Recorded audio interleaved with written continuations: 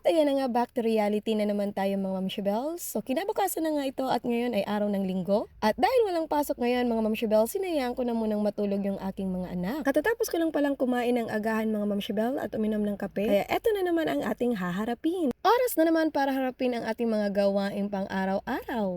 At dahil nga hindi nakapaghugas ng mga pinggan yung anak ko kagabi mga Mamshi Bells, kaya no choice tayo dahil tayo ang naunang nagising, tayo na rin ang gagawa nito. Bago pala ako nag-umpisang maghugas mga Mamshi Bells, ay inayos ko muna yung lalagyan ng mga sabon dito sa may hugasan. Dahil kung makailang beses na nga kaming bumili ng panghugas sa sabon mga Mamshi Bells, ay ganun na rin karami ang foam dito sa aming hugasan. Hindi ko naman siya basta-basta maitapon mga Mamshi Bells kasi sayang naman mga bago pa ito. Hindi kasi yung ginagamit natin sa paghuhugas mga Mamshi Bells. Hindi kasi namin ginagamit yung libreng sponge dito sa sabon. Mas mainam kasing gamitin yung isang klaseng sponge. At dahil nga gumagawa tayo ng content habang naghuhugas mga Mamshi Bells, hindi ko na rin malaman kung saan ko ilalapag itong aking camera mga Mamshi Bells. Pero dahil sa ginustuhan natin yung ating ginagawa mga Mamshi Bells, pagtiisan natin yan. So ayan na nga yung itsura ng aming hugasan mga Mamshi Bells. Ayan diba, nabuking na hindi pa naaayos itong mga kortina sa ibaba. Wala namang masama kung ganyan ang itsura ng ating bahay, kaya nga tayo nagsusubikap para kahit papano pagdating ng panahon ay mapaayos din natin ang mga ito. Bago nga ako maghugas ng pinggan ay nakasanayan ko na nahugasan muna itong ating lababo. Hindi na kasi ako gumagamit ng batya mga Mamshi Bell sa paghuhugas, kaya diretso ko nang inilalagay dito sa lababo ang aking mga pinagsabunan. Kaya dapat mga Mamshi Bells ay malinis talaga itong ating lababo. Kaya ganito talagang klaseng lababo ang aking napili para diretso na ang aking paghuhugas.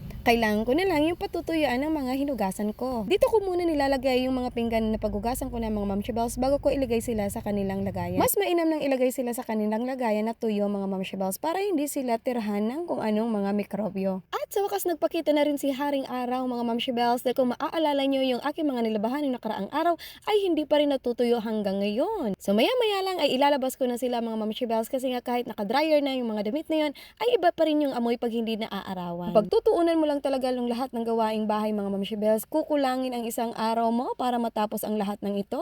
Kaya mainam na talaga pag mayroon ka ng sariling pamilya ay mayroon ka na rin sariling bahay. Lalong-lalo na kung ikaw ay isang ina. Dahil hindi naman sa lahat ng oras ay malakas ka. May mga oras at panahon rin naman kasi mga Mamshi Bells na talagang tatama rin tayo. At para may peace of mind ka mga Mamshi Bells, mabuti na yung nasa sarili kang pamamahay. Na pwede mong gawin kung ano man yung mga gusto mo. At pwede mo rin hindi gawin yung mga ayaw mo.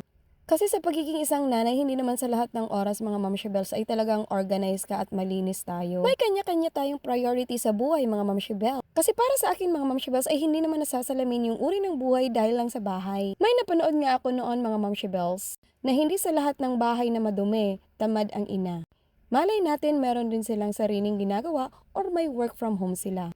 Naghahanap lang talaga ako ng kakampi mga Mamshi Bells dahil sa totoo lang hindi ko talaga magawang malinisan itong aming buong bahay. Dahil kung araw-araw mo na lang naman talagang itong ginagawa, linis, ligpit at nandiyan na naman yung mga anak mong magkakalat ay talaga naman mananawa ka rin mga Mamshi Bells. Hindi ko rin naman pinoproblema ang paglilinis ng bahay namin mga Mamshi Bells dahil sa liit ba naman itong bahay namin. Kayang-kaya kong gawin ang lahat ng ito mga Mamshi Bells pag ako sinapian ng kasipagan. Pero dahil hindi pa nga tayo sinasapian ng kasipagan ngayon mga Mamshi Bells, kaya maghugas lang muna tayo. Tapos na rin ako dito sa aking paghuhugas mga Mamshi Bells. Pero tulad nga ng sinabi ko, papatuyuin muna natin yung mga pinggan, patuyuin na rin natin itong lating lababo. So kailangan, kung tayo rin lang nagigagawa, ay siguraduhin na natin na maayos yung pagkakagawa. Mainam na yung pinagbubuti natin yung ating mga gawain mga Mamshi Bells para sa ganun ay naiingatan rin natin yung mga bagay na naipundar na natin. Kaya kahit naaasahan ko na yung aking panganay na anak sa mga gawain lalong-lalo na dito sa ating kusina mga Mamshi Bells, ginagabayan ko pa rin siya kung paano ang tamang paggawa. Hanggang dito na lang, abangan niyo ang susunod na kabanata. Maraming salamat! Yun lang!